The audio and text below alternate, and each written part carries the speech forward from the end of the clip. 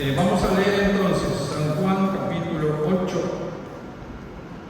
versículo 12. Dice así: otra vez Jesús les habló diciendo: yo soy la luz del mundo.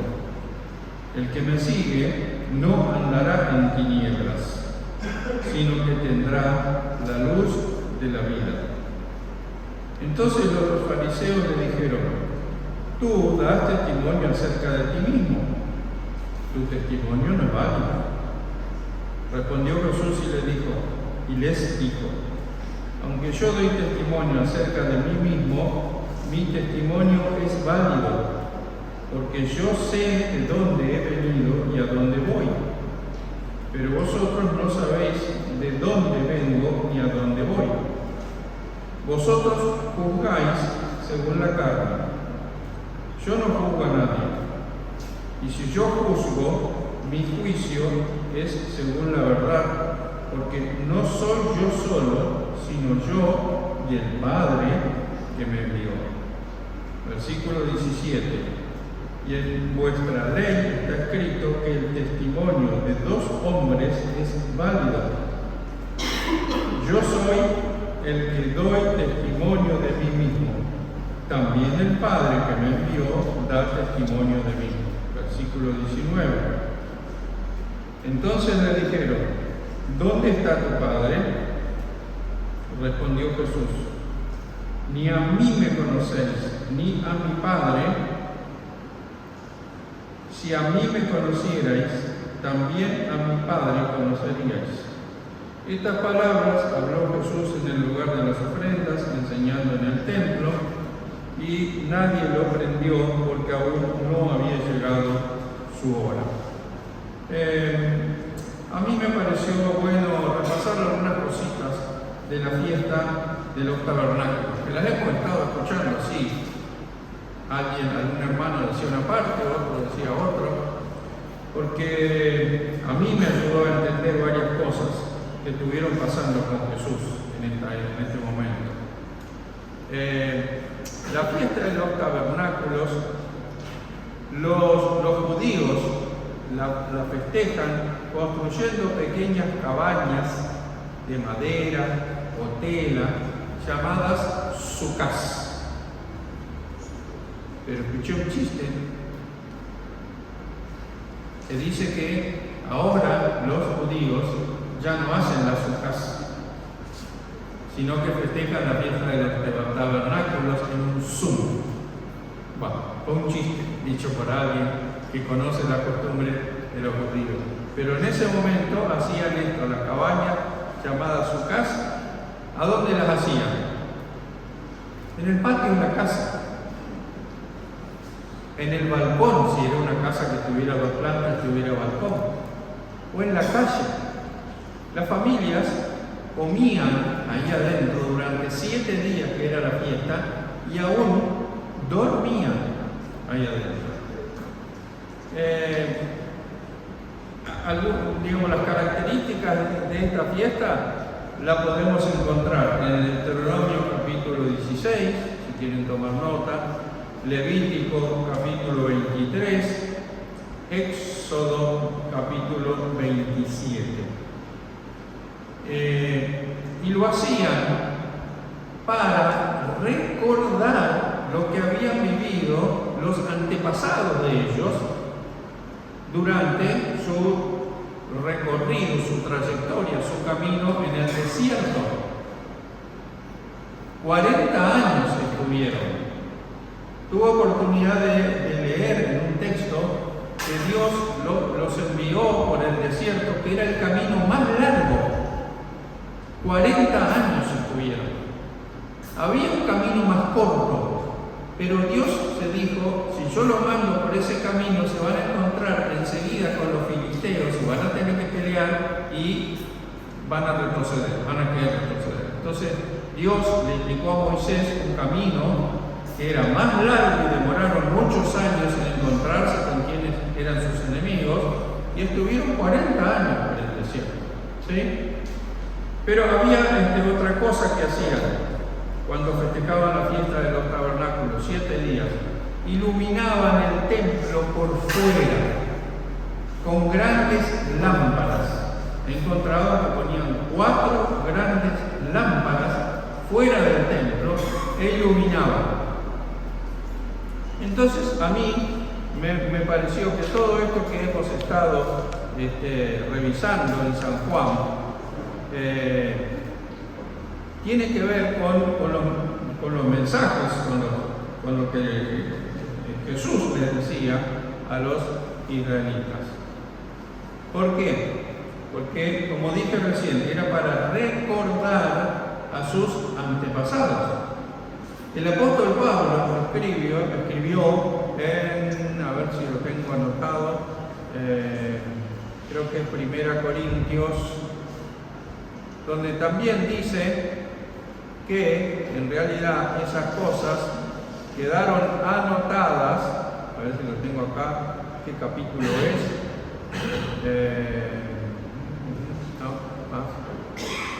Tengo anotado antes para que ustedes, si quieren, lo busquen.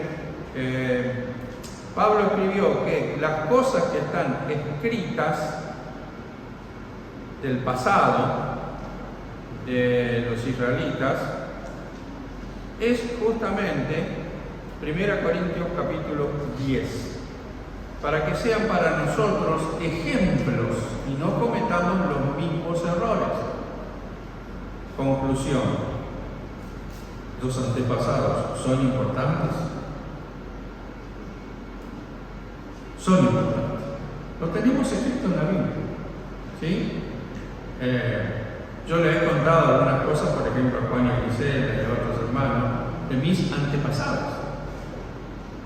Si nosotros revisamos hacia atrás nuestros propios antepasados, vamos a encontrar cosas interesantes. La de los israelitas está escrita y lo podemos encontrar. Muy bien.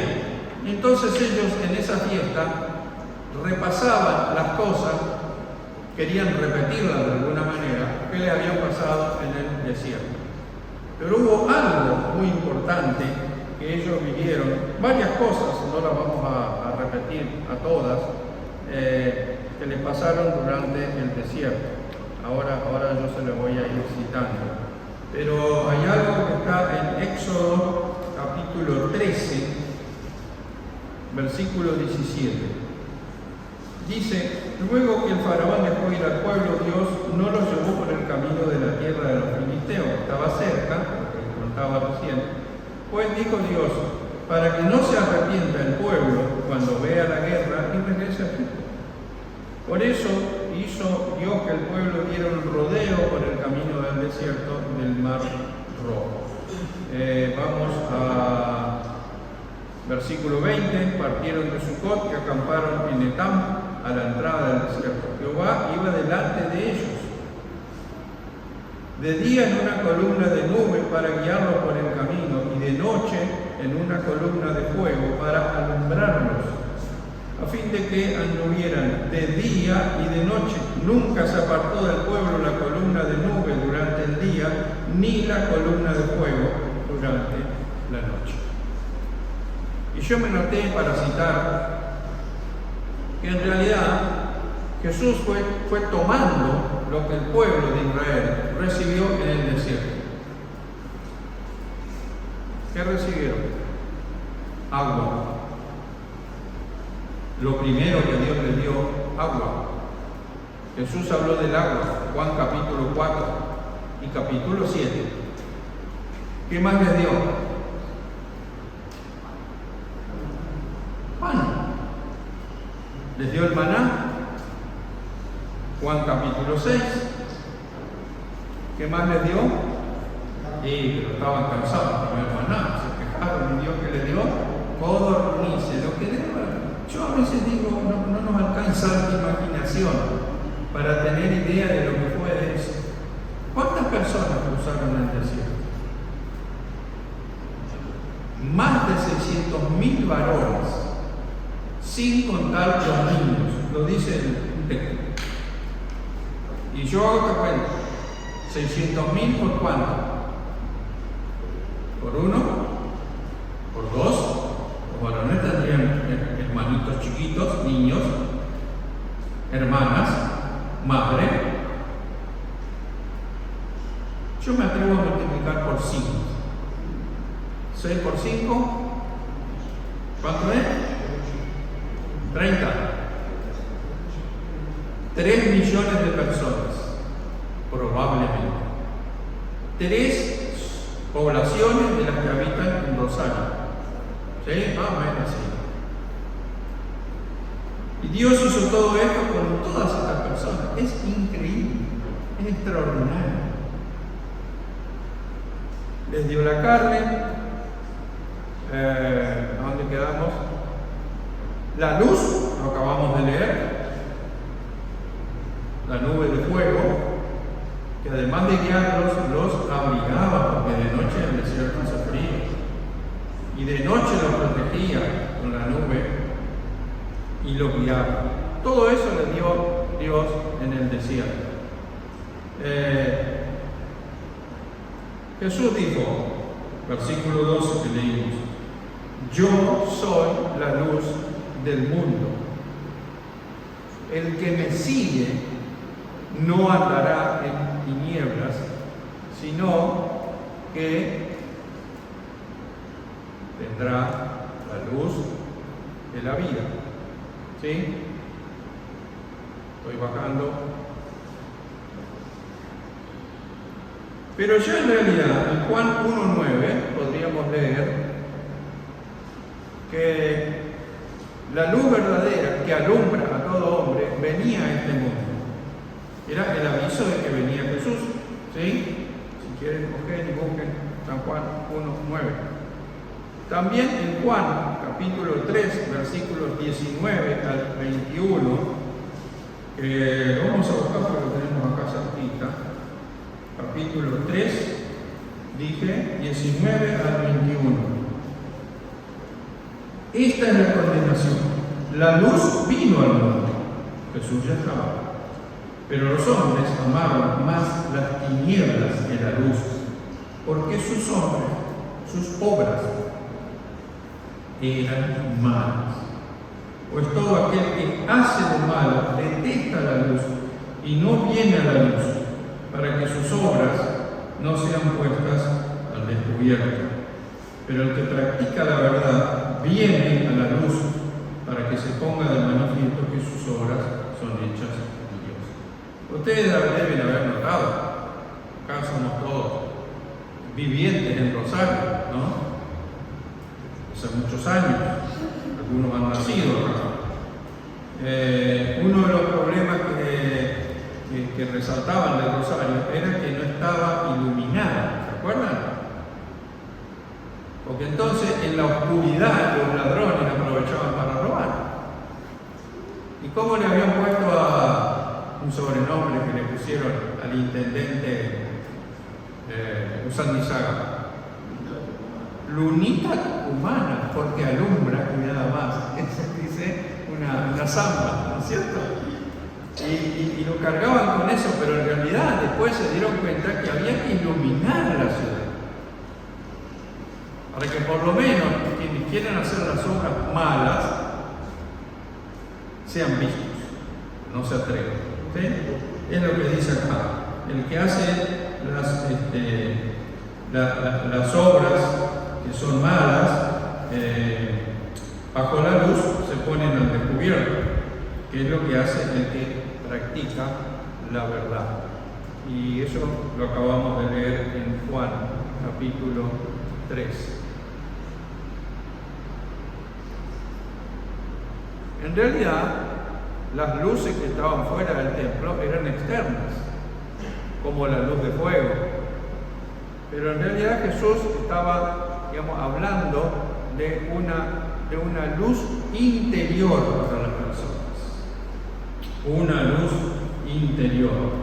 Yo soy la luz. Pero acá, para mí, hay varias cosas que podemos tomar, analizar. En primer lugar, Jesús dijo, yo soy la luz del mundo. ¿Por qué no dijo yo soy la luz de Israel, como hay textos en los profetas? Él era la luz, ¿para quién? ¿Solamente para los israelitas? No. Y podemos encontrar desde que Jesús se bautiza y es presentado por Juan el Bautista, que se lo presenta y se dice: este es el Cordero de Dios que quita el pecado del mundo. O sea que incluye a los judíos o israelitas, si queremos decir, y a los gentiles. En primer lugar, esto es así. Y después dice: el que me sigue. ¿Qué es seguirlo a Jesús? ¿Qué es seguirlo a Jesús?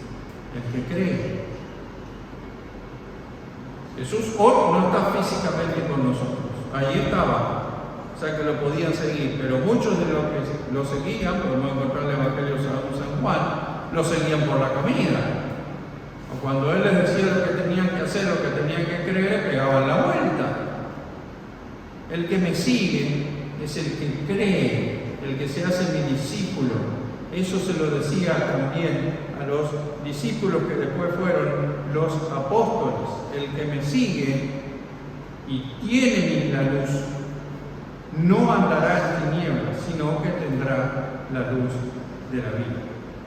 El que me sigue significa el que dice creer en mí, pero obedece mis mandamientos, obedece mi palabra. Eso estaba diciendo. Porque Dios conoce el corazón de la persona y sabe cuando muchas personas dicen: no, sí, yo creo en Jesús, yo creo. Yo creo que cuando empezás a indagar un poquito, podés encontrar que no creen en la resurrección. Por ejemplo, el apóstol Pablo escribió que el que no cree en la resurrección de Cristo tiene una fe vana. No le sirve, está en sus pecados, escribió Pablo. ¿Sí? Y podemos encontrar muchas personas que viven de esa manera. Ahora yo me preguntaba, me cansé de preguntarme, para mí, y si quieren tomen la pregunta para ustedes. Yo digo que estoy en la luz, creo en Cristo. ¿Cómo le muestro yo al resto de las personas que estoy en luz? Que tengo la luz de Jesús. ¿Cómo le muestro? Con palabras. Me ven la cara.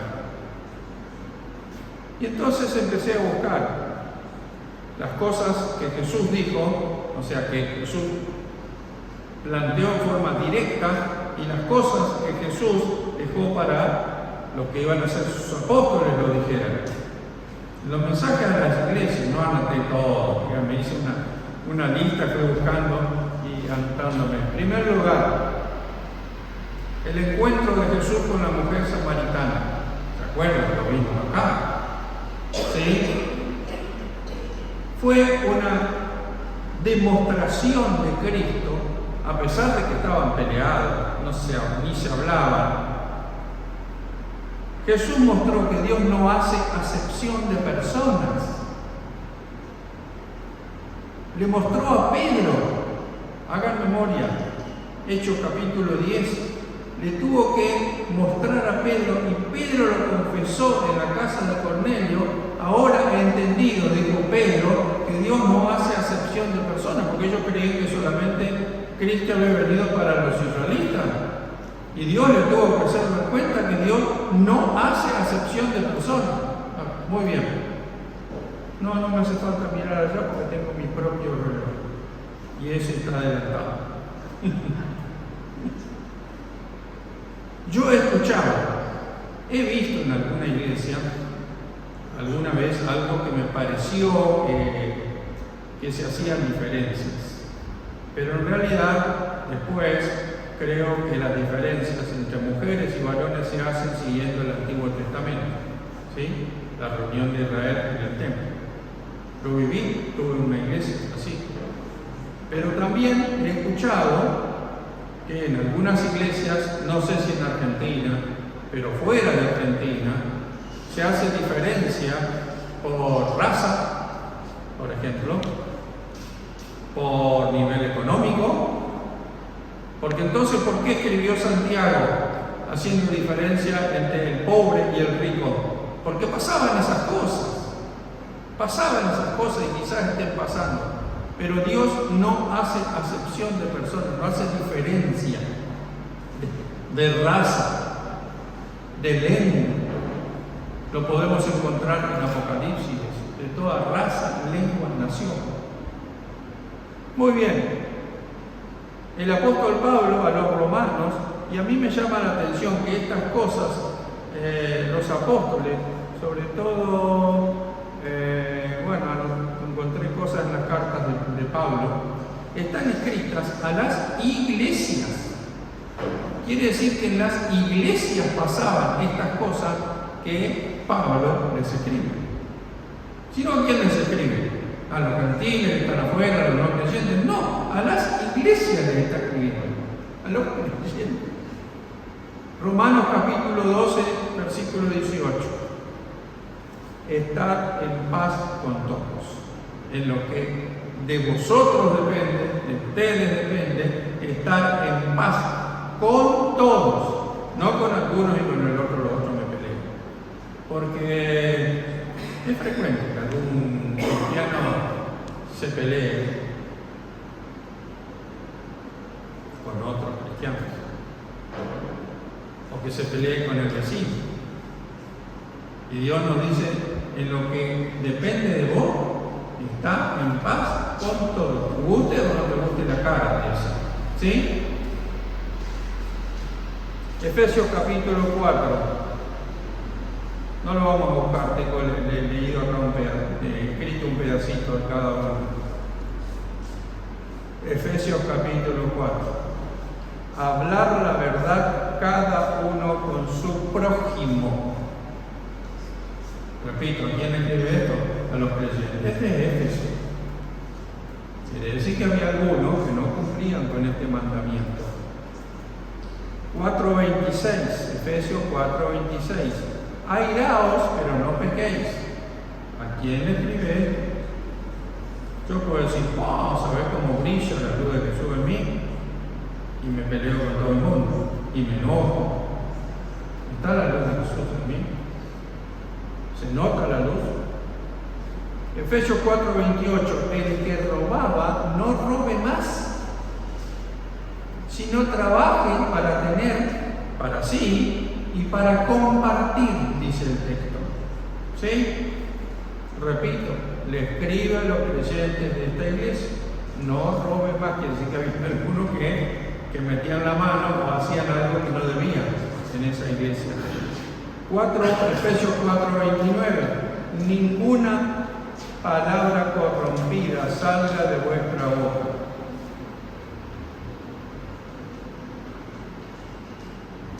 Yo esto me lo pregunté.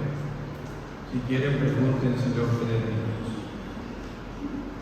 La buena, Efesios capítulo 7, Efesios capítulo 6, habla de la buena relación en las familias, entre las familias, entre padres e hijos, por ejemplo, y en las empresas.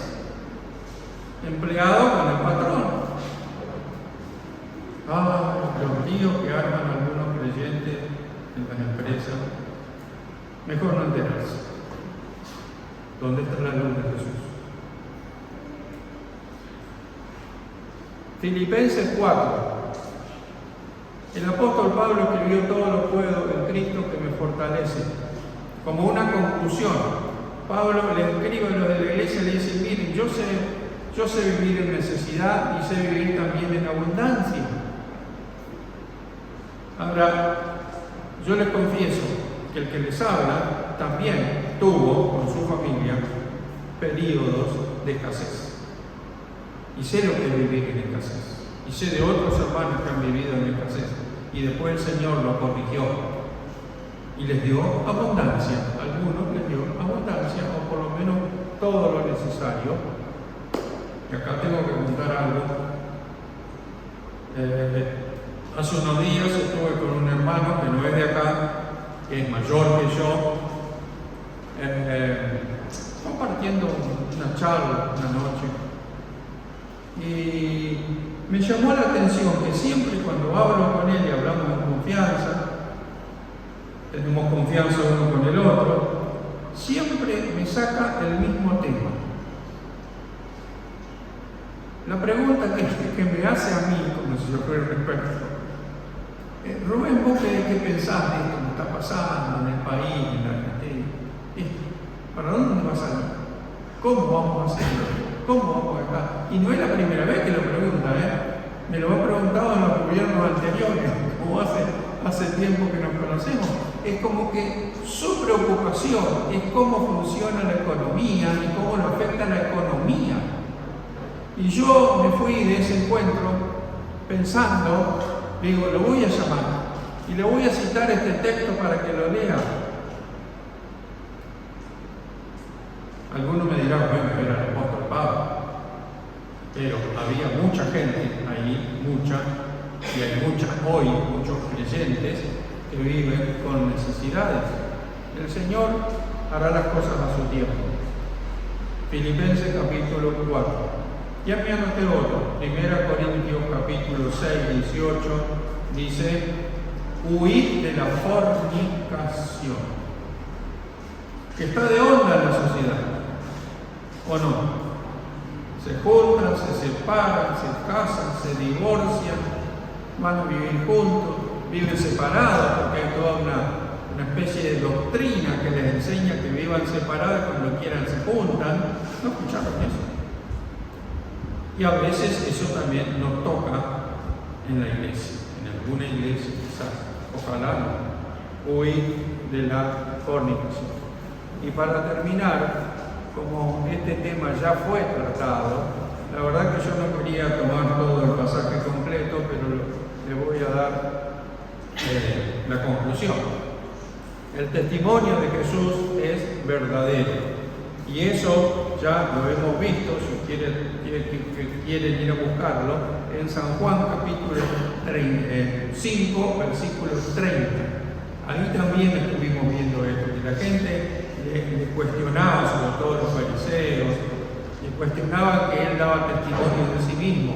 Y él, en este pasaje que leímos, le dice que es el testimonio de dos personas. Entre el 14 y el 18 tenemos esto: mi testimonio y el testimonio del que me envió. ¿Quién lo había enviado? El Padre. Aunque los fariseos no reconocían eso, ni tampoco se daban cuenta de que él era, o no aceptaban que él era el Hijo de Dios. Yo soy el que doy testimonio de mí mismo. También el Padre que me envió da testimonio de mí. Concluyente, lo que Jesús le dice a los fariseos. Que el Señor quiera bendecirnos al tratar este párrafo.